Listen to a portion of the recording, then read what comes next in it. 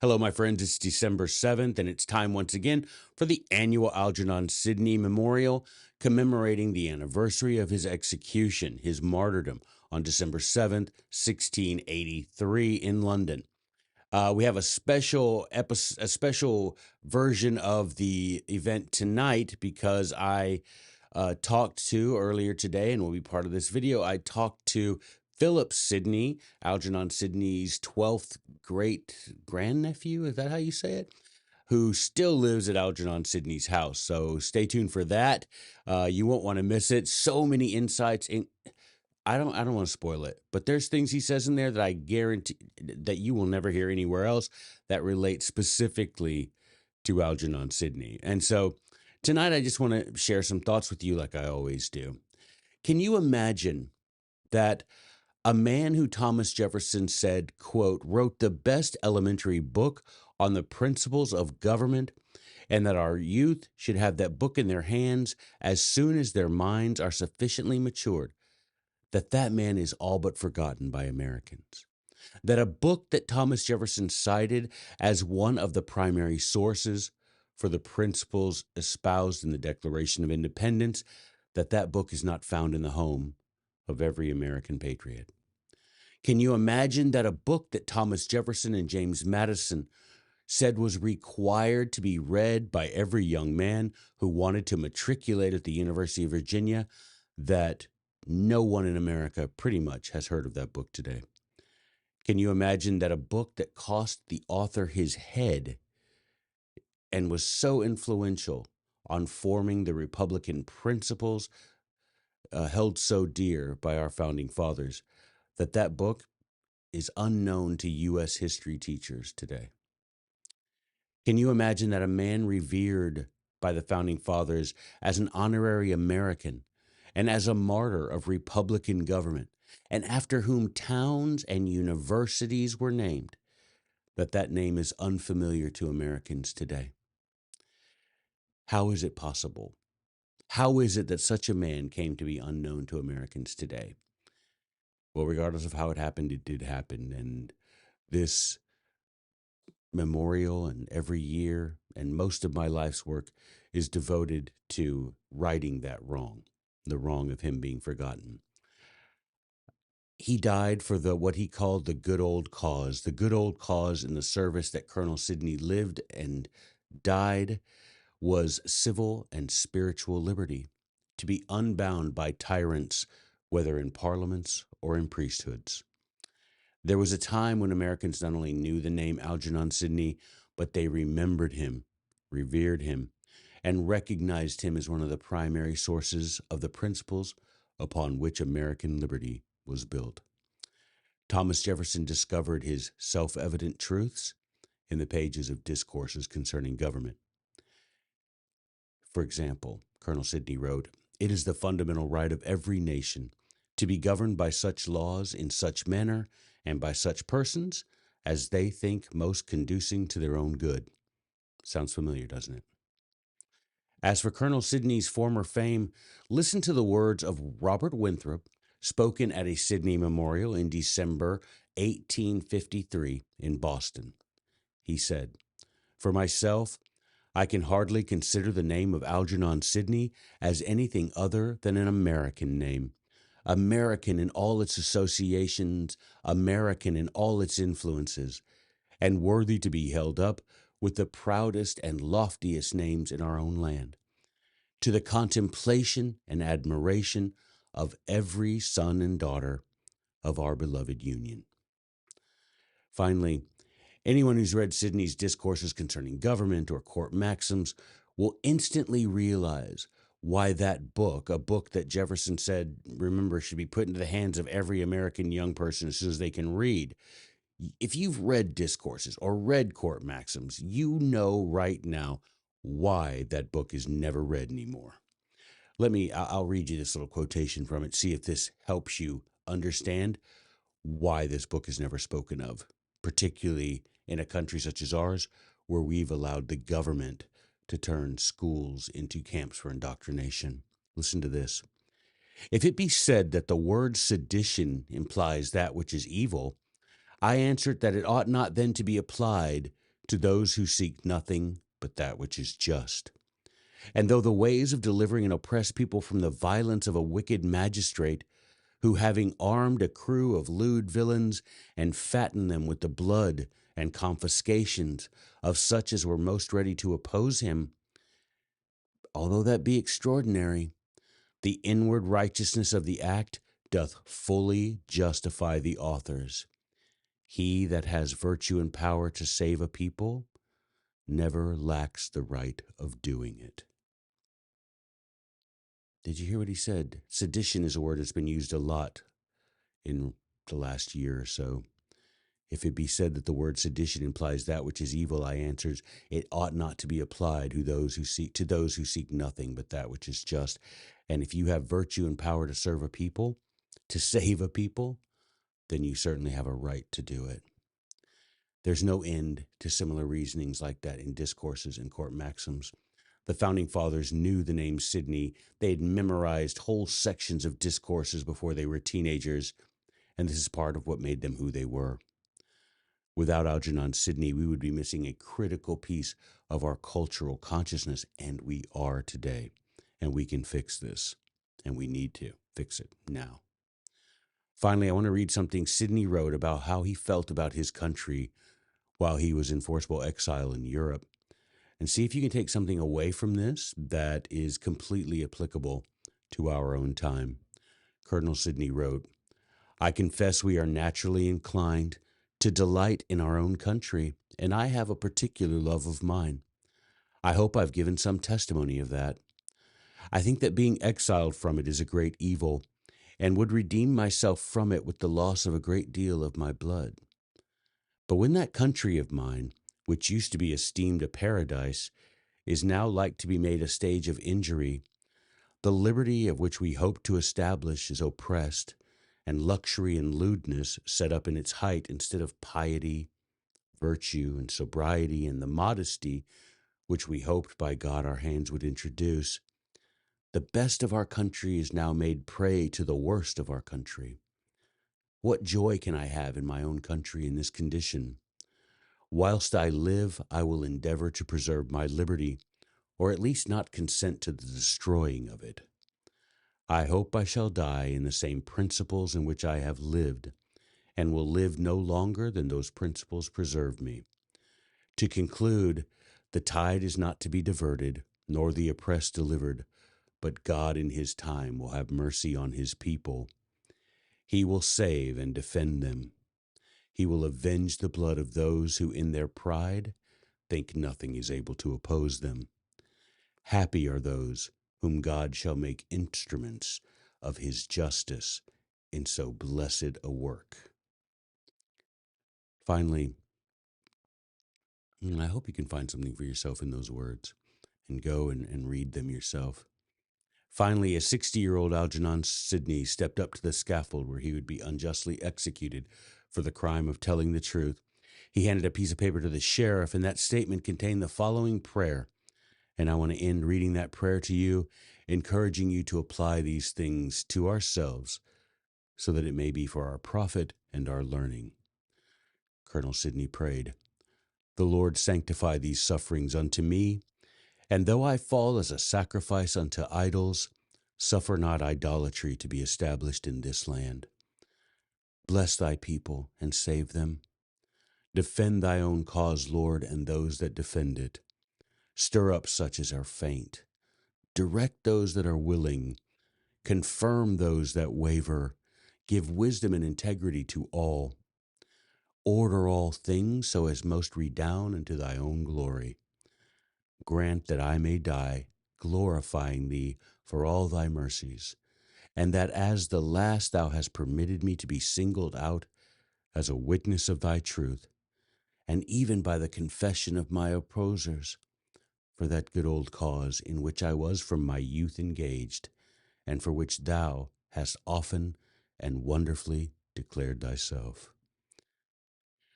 Thank you, guys, and may we begin to follow the example of our founding fathers and study the words of Algernon Sidney, and always be prepared to stand for the truth, even when there are those who will call it treason. Good night, and God bless you. All right, we are joined now by Dr. Philip Sidney. He is today here live from Penshurst Place, the home of Algernon Sidney, the home of the Sidney family for 471 years, which to Americans is twice as long as we've even existed, and they've lived in that house that long. So it's quite an honor to have you, Dr. Sidney. Thank you so much for your time. Well, thank you very much for having me.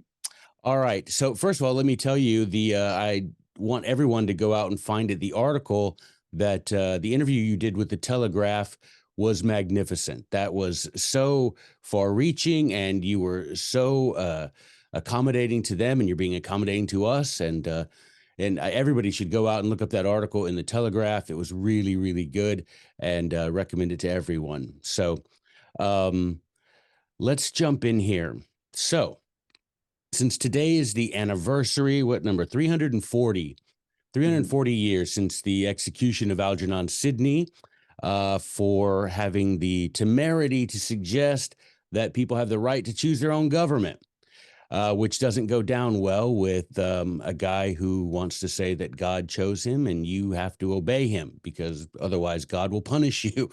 And so he was executed, and as I understand it, Philip, buried at Penshurst Place. Is that right? That's right. He's buried in the family vault in the church just by Penshurst Place and St. John the Baptist. As a matter of fact, in recent years, I've been down into the vault and seen where he's seen his casket. So is it the casket, is it in some sort of like cement vault or something, or how is it? That's right. Alongside alongside the church at Penshurst, there's the Sidney Chapel, which is where the family sit and worship on a Sunday, and underneath that is the family vault, where my grandfather, my great grandfather, my grandmother all lie, along with Algernon Sidney. It's just a short walk from the house, through a gate that is only opened when we have weddings, baptisms, and funerals. And in fact, we have heard from one of our team members that they saw someone who looked like Algernon Sidney walking, carrying his head down the church terrace of an evening. That's very sort of Sleepy Hollow, isn't it? The It is headless, a bit. but the headless walker instead of the headless horseman. That's interesting. It's interesting when you read about the execution of Algernon that they did allow him to be simply beheaded instead of the original sentence, which was much more gruesome. We won't get into it to try and keep it PG, but they really did have a way of treating traitors, as they called them back then. But anyway, they allowed him to be, and even I guess to be to have his, as it were, to be buried. I remember the story that they enveloped his body in homespun silk, which seems odd, but an odd detail. So tell me about yourself, Sidney. Tell us about yourself, Dr. Sidney. What is it that you do and on a daily basis? And you, of course, are the namesake of the famous Philip Sidney. I know I was about to say the poet, and then I remembered what you said in that Telegraph. Where you're like, he would hate to be thought of as a poet, simply as a poet. So tell us a little bit about yourself and what you do. Of course, I often say that I'm a bit of a juggler. This comes here from Penshurst Place, where I am. What I say half the time, I live between, much like the Sidneys of old. I'm between London and Kent. Homes in Kent, the family estate, which we operate as a sort of as open to the public. We're also open for weddings and events, and there's a wider estate where there's forestry, farming, and accommodation for local people. But I also work for a corporate governance consultancy in London, which is what maybe turned my day job. We're very lucky in having a wonderful team who run the estate day to day. I'm like to think of myself as the chief cheerleader. And joining them along, they're all, we're hugely lucky. A lot of them have been here for at least a decade, And so I sit on the board of management, and we oversee the running of the business alongside my mother and my father. Then in London, I work for a consultancy firm in Borough Market, and I'm also a governor at the Lord Leicester Hospital in Warwick, which is a military arms house set in a medieval set of guild buildings, which was set up by Robert Dudley, the Earl of Leicester, hence Lord Leicester Hospital. Oh, yeah. I'm also co-editing the poems of Sir Philip Sidney. Right, and that's I'm so interested in that. It's actually you that got me. I mean, I knew who he was before you, but then getting to know you, I decided I would have a go at reading some of his stuff. He's really brilliant, actually. I actually bought a book because there was a book explaining his position on love and everything, and it was really fascinating reading. And so grateful to you for kind of getting me into Philip Sidney, the statesman. And he was asked to be king of Poland, which is odd. Who gets asked to be king of anything? But that's a great thing. So I have a few questions about the Sidney family. Of First of course. all, um, being a member of such an illustrious family, do you feel a personal obligation to continue that contribution that have been made by your family for nigh on half a millennium now? Well, it's a very nice way for you to put it. I think we've been very lucky in our forebears. We've had some great examples to follow.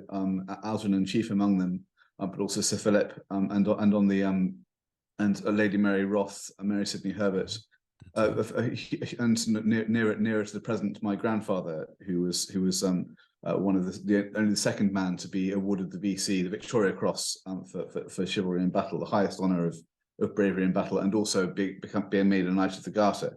So there's lots of examples to follow, and it's ways of that's sort of, it is inspiring to try and follow in their footsteps.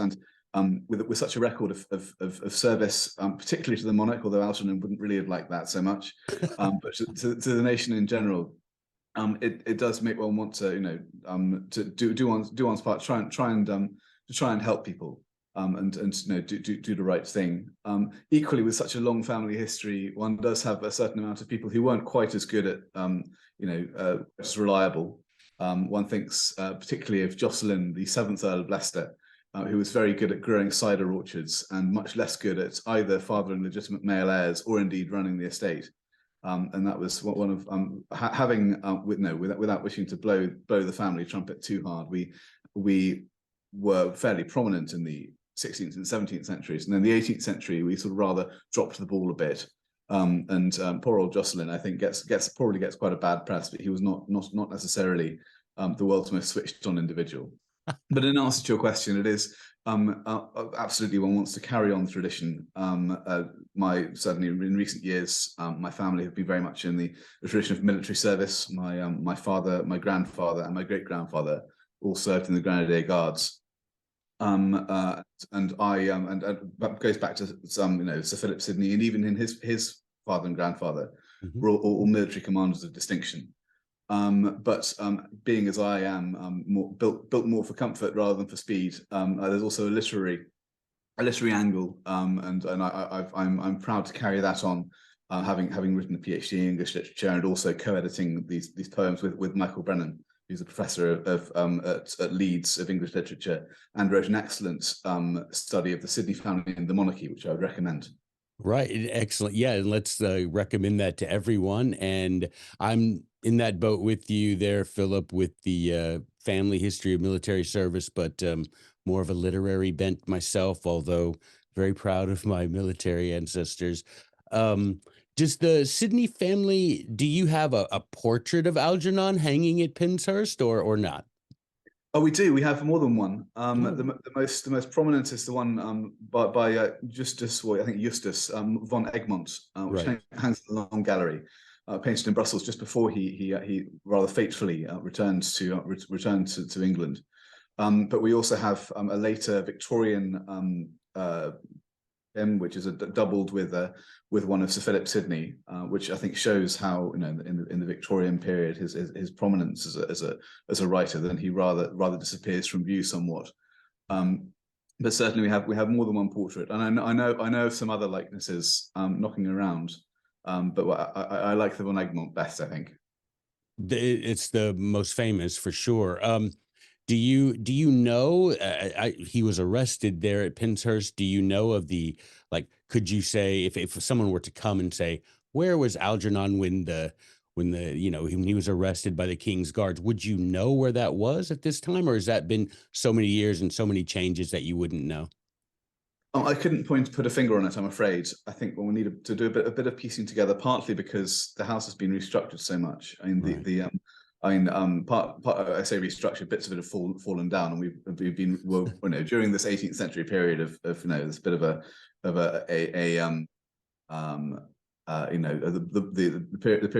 period which the family appeared to have taken off slightly. The house fell into, was in danger of falling into a state of dilapidation, and in fact did for in a number of cases. And then the Victorians, as they often did, came in and tidied up and restructured the house in a much more user-friendly way, frankly. But it also means that much of the Jacobean parts of the house, in particular, sadly, Algernon's father, the second Earl of Leicester's, Robert's library, was reconstructed. It's now a wing of guest bedrooms, whereas it was one of the most, I would say, one of the most extraordinary libraries in early modern England, I would say. You were kind enough to send me the article about that, and it's fascinating. I believe her name was Susan West, Susie perhaps? West, yeah. Susie West, yeah.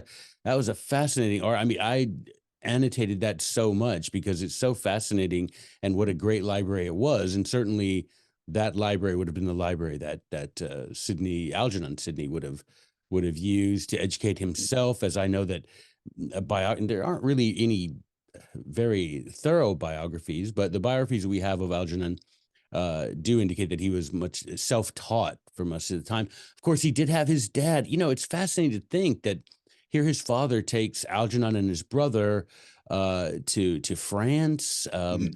and they meet, and then on to Sweden, where they meet Hugo Grotius, and later Algernon meets Samuel Pufendorf. I mean, this is a guy that really did run in some really good circles, and Yeah. what a great a dad to take his sons and show them the world like that. I think of my dad. His military service took us all over the world, and when from the time I was 7, and I think of Algernon just being wide eyed and seeing all of this and hearing. Can you imagine? A young man like that hearing Hugo Grotius talk about similar subjects, republicanism and that sort of thing, and self government must have made a real influence. I have a question. It may seem odd, but Penshurst Place is a tourist attraction, right? I next year plan on being a tourist myself there. If you had for those of us watching and listening, if you had to take a visitor to Penshurst to one place that you'd really would be proud to show them, what would it be, Philip? Oh gosh, that's a very challenging question, and I'm much looking forward to welcoming you to Penshurst next year. Thank you, Philip. Fingers crossed, touch wood. But I think that is a it's a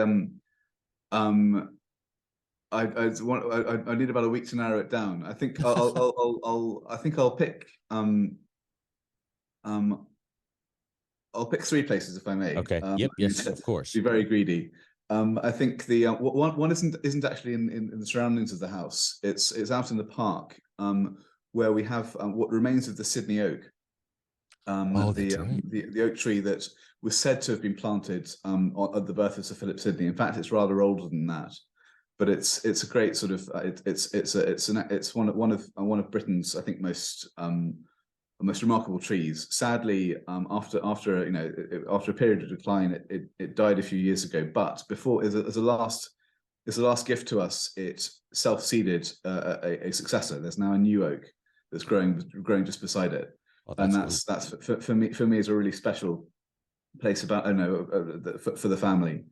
Then returning to the house, coming down the front drive, I think probably the place I'd stop with, certainly from a wow factor point of view, would be the Baron's Hall. The house was very old. In fact, when when it came into the Sidneys' hands in 1552, through being through the gift of Edward VI, And the Baron's Hall is the oldest part of the house, built in 1341 by Sir John de Pulteney, who was a wool and a wine merchant. But the sort of wow factor, it's in any time of year, it's always the coldest room in the house, which is great in summer, less great in winter, but always has an amazing wow factor. The light through these extraordinarily large windows, very rare for the time, because usually you'd minimize the amount of glass, partly because it's very expensive, also to keep the cold out. But it's a glorious room, 60 feet high, full of and also full of unanswered questions, and that there are lots of at the bottom of the roof there are what we think of as gargoyles supporting the roof. We don't know who they are or what they represent. So there's one of the many things that all these rabbit holes we're trying to we're trying to explain, and that we enjoy hearing what visitors think. And of course, in one corner of the Baron's Hall is where the iconic "My Name is Inigo Montoya" scene from The Princess Bride was filmed. That's right. That's right. I was going to ask you about that. That's certainly something people always ask me when I talk about Princess Bride. They always say, the Princess Bride being filmed there. Yes, no, it's well, we've had a few films there. In fact, place number 3 is in our long gallery where Wolf Hall, the BBC adaptation of Wolf Hall, was filmed. Right.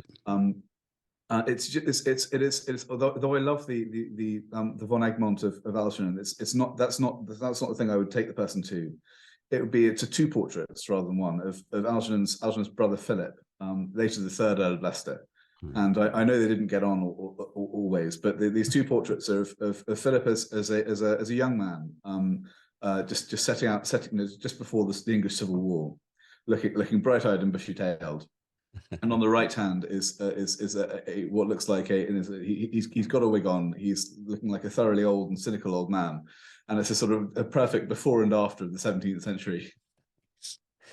That you talk about these gargoyles, and it made me think of something. So you have your cafe, I suppose it's there, and it's the porcupine. Now, is that a family mascot, or what's the porcupine? Where does that come in?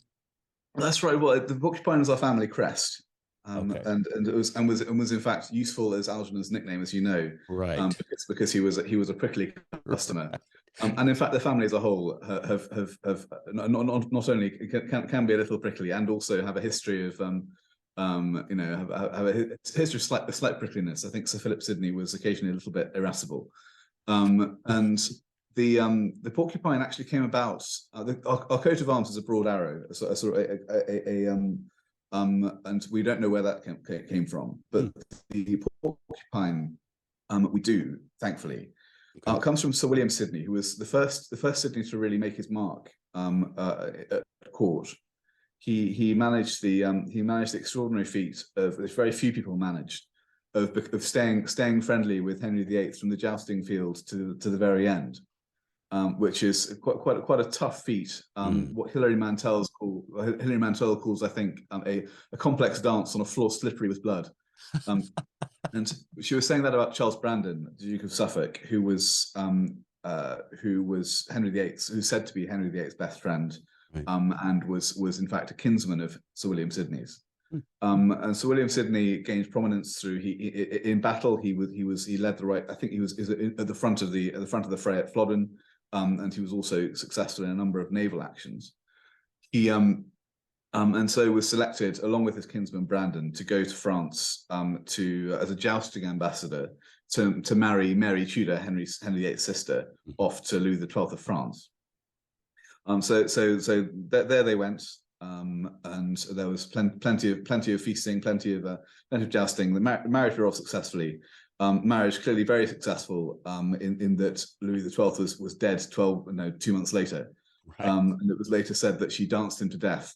But in any case, Charles Brandon, with a man with an eye to the main chance, decided, well, the king's sister's on offer. He's my mate. She's free. Why don't I marry her? Right.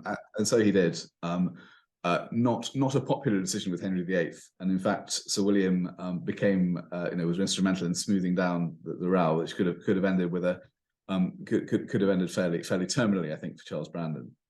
In any case, not to be outdone, since he says, well, since Charles is coming back with a new royal wife, I should get something out of this, thinks Sir William. And so he Right. came back with Louis XII's crest, which was a porcupine. Oh, well, there you go. And the porcupine, I mean, beyond that, do you think it would be the prickliness, an idea that don't approach with, approach with caution? I think as certainly the French court, the motto was "Hic et ubique," which is which I think in Latin translates to here and everywhere. The idea Right. was that because porcupines weren't that common in real life, in Tudor and Right. early modern England. But the idea was that it was thought that they were able to both to shoot their spines, over a long distance. Oh, And that's the nice. idea was, I think for the French monarchy, I'm not sure whether the idea was we control here and everywhere, or we can get you anywhere. So either at short or long range, we'll get you. That Um, makes sense. The ability to cast one's, influence at a distance, right? Yeah. That very much, makes and I think it's relevant for the Sidneys in that our family motto is "Quo fata vocant," or whither the fates call me, or where the fates call. And so we've certainly ended up, as Algernon did, traveling at first in royal service with his father, or under Charles I, and then subsequently through Europe during his years of exile, and indeed back to England. We tend to go where we're called. Yeah, that's part of the other part of this memorial that I do every year. This year, the video that I'll be recording is actually a letter that Algernon wrote saying how much he wished he could return to his home country. That, he writes, everyone wants to live in his own country, Mm-hmm. but that he could not do so for fear. He's like, if they execute Henry Vane, who won't they execute? Was Mm-hmm. basically his message to his father. And so sad, such a sad, story in that way. Um, Funny that you say that about your family motto. My family motto being English as well, which is funny. I'll tell you a funny story. So I did the ancestry DNA, right? And it comes back that I was, I don't know, 70% English, 74, some crazy amount. And it Mm-hmm. has a story. It says the average Englishman today is 64%, something ridiculous, more English than English. But my family, the Wolvertons had an estate there in Buckinghamshire. But Henry VIII, went around saying you have to sign your loyalty oath, and they refused. And it was funny. Before that, the family motto was, well, in English, tenacious in the faith, right?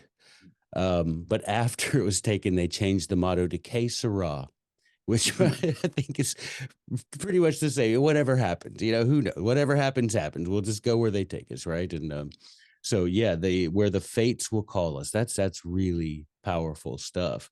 Um, I know you have many other things to do. Let me I I want to make a plug because I want people to go see Pinterest because it's like you say in the article in the Telegraph, or you guys say touch wood, we say knock wood, which I think is tells all you need to know about the difference between Englishmen and Americans. You touch the wood and we knock it, which is um, pretty telling. But idiomatically, can you imagine? Idiomatic, we can tell differences there by touching wood and knocking the wood. But I want people to go see it, and you've done such a great job. And like you say, your grandfather and your father, such a great job of keeping it up and making it where people can come and enjoy the history, have weddings there, as you say, and all of that is just brilliant.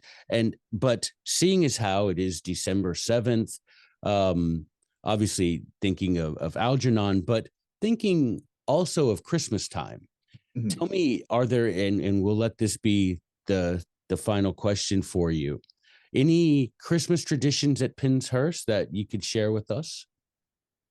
Certainly, as a family, the Christmas is the one public holiday we're not open, and so it's a chance for us to have the house to ourselves a bit more. We tend to and I think things have changed a little bit because after the arrival of my niece, we've got a bit more wonder Oh, in why? the house, Yes. and Father Christmas has returned. Um, after a bit of an absence. But typically, we're we as a family, we have a we watch the King, well, now the King's Speech. Hmm. presents around the tree after tea time, and then turkey for dinner. I think it's on a sort of on a wider level. I think there's we've got midnight mass in the local village church. It's always a great occasion. And before that we have our carol service coming up a week on Sunday, where I'm reading one of the lessons. There are 9 lessons in carols. It's a very English service, and I'm reading one of the lessons, singing in the choir. So it's all great fun. What's your lesson about, if you don't mind me asking? This one is the angel foretelling the coming of Jesus. Wow, that's great. And do your family, you attend? I know you have a church there at Penshurst. Do you attend the service there at that church, and the public can come, or is it just a family service, or how? Oh no, it's very much public. It's we have the family chapel, but all the services are open to the public. It's the occasion when all the village gets together and comes together to celebrate Christmas. And turkey, I mean, that sounds like a good dinner. That sounds like a pretty sweet dinner for you there. It's not too bad. Well, I think because you chaps get turkey twice over with Thanksgiving and then we do. Do you have turkey? I'm just thinking, you have all those thousands of acres. Do you have wild turkeys on the property? We don't, I'm afraid. We do on the estate. We do farm beef and sheep, but we're not. And dairy farming, bit of and cattle and sheep, but no turkey, sadly. Cattle. We can have an Algernon hamburger one of these days. Call it the Algernon, make it particularly spicy. Yes, well, good point. Pepper jack cheese or something on it. Well, Dr. Sidney, Philip, thank you so much for your gracious time and for representing your family on this day that's so important. There's a quotation that I am going to include in the video from Robert Winthrop they used to every year in America have celebrations, memorials on the anniversary of the martyrdom of Algernon Sidney. And, one of the things that Robert Winthrop, this was 1853 in Boston, he says that Algernon Sidney is as much American as he is English because of the influence that he had. And I have several, just when you go back to the 1700s and you have a historian like Bernard Bailyn saying that there would be no revolution were it not for the death of Algernon Sidney, that had he lived into, he was already 60, but had he lived into old age and died of a fever or something, who knows what would have happened here, because his courage to die for his principles. And we have Mercy Otis Warren, who wrote that, you have James Harrington and Algernon Sidney, who by their example show that it was important to live well, but important to die well also, to do, to not die 1,000 deaths, right, as Shakespeare would say, but to just die once courageously. And grateful for you representing that family. And I know that wherever Algernon is, I'm sure he's proud of you for the work you're doing and your father and keeping the estate up, something that was so dear to him. And I'm genuinely grateful for your time, Philip. I know that you're a very busy man and you're home at Penshurst for the holidays. And so I wish you the merriest of Christmases for you and your family. And I hope that all your endeavors are successful, sir. Not at all. Thank you very much for having me. And thank you for all that you've done to sustain and uphold the legacy of Algernon. I know you've put in an enormous amount of work and are currently, in book form, in documentary form, and in film form. Yeah. So it's all very exciting. I'm very excited to see all these things come out. Well, thank you, Philip, and again, Merry Christmas to you, sir. Very Merry Christmas. Thank you.